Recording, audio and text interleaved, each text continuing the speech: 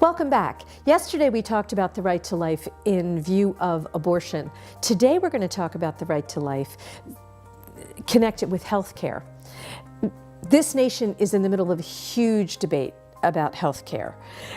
On one side, we have those who want single-payer, government-run health care, and that the rhetoric for that is that everybody has the right to have somebody else pay for their health care.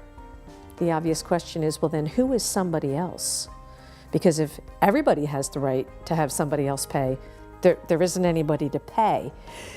The goal is to put it all inside the hands of the government. But if the government can determine who gets what health care under what conditions, then the government controls your life because they can deny health care. It's silly to say that would never happen.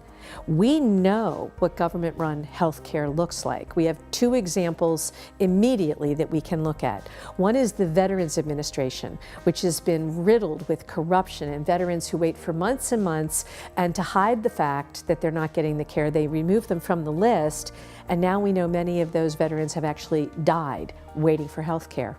The other is the Medicare system, where in order to control cost overruns, the federal government keeps cutting the reimbursement rates. So you wind up with senior citizens who have a Medicare card, but no health care, because no doctor can afford to provide the care for what the government is reimbursing for.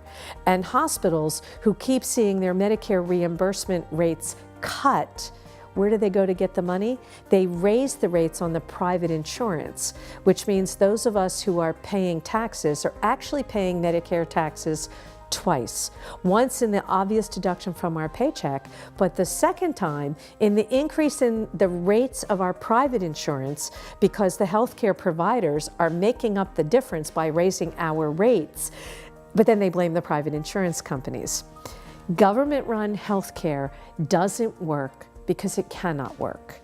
And it is a right to life issue, because the only way that the government can eventually make the pieces fit is to keep cutting reimbursements, which rations care, or to openly cut care itself by putting together formulas like the one in the Obamacare package that said we're going to divide the cost of the treatment by the number of years the person will benefit from the treatment. Well, what about a senior citizen who's already lived past the life expectancy for people born when they were born? That makes the denominator in that fraction 0, which means they're not entitled to health care. We need to find better solutions for health care than giving the government control over our very lives. And tomorrow we're going to talk about a few. See you then.